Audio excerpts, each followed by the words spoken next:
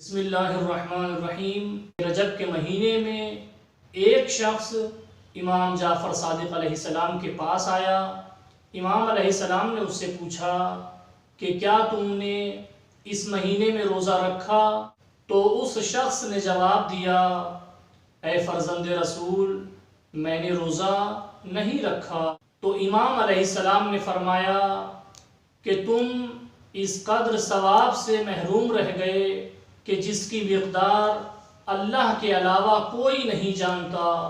تو یہ شخص کہتا ہے، اے فرزند رسول، اگر میں اس مہینے کے باقی بچے ہوئے دنوں میں روزہ رکھوں تو کیا مجھے ثواب مل جائے گا؟ تو امام علیہ السلام نے فرمایا، یاد رکھو یہ وہ مہینہ ہے کہ جس میں روزہ رکھنے والے کا احترام خداوند عالم نے اپنے اوپر لازم کر لیا ہے۔ اس شخص نے کہا کہ کیا میں اس مہینے کے باقی بچے ہوئے دنوں میں روزہ رکھوں تو پروردگار مجھے ثواب عطا کرے گا؟ تو امام علیہ السلام نے فرمایا، یاد رکھو جو بھی رجب کے مہینے کے آخر میں ایک دن کا روزہ رکھے گا، پروردگار اس کو موت کی سختی اور موت کے بعد کی ہولناکی اور قبر کے عذاب سے محفوظ رکھے گا۔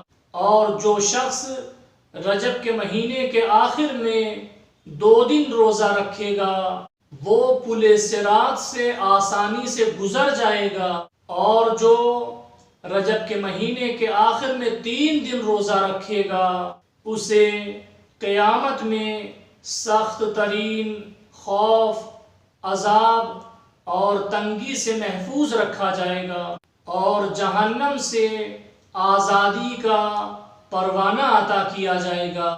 ماہ رجب میں روزہ رکھنے کی بہت زیادہ فضیلت ہے۔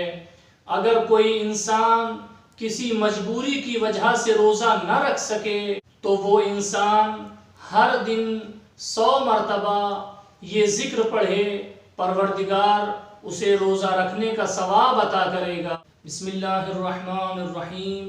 سبحان الہ الجلیل، سبحان من لا ينبغي التسبیح الا لہ، سبحان الاعز الاکرم، سبحان من لبس العز وہو لہ اہل۔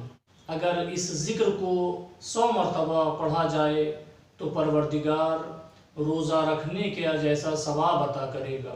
والسلام علیکم۔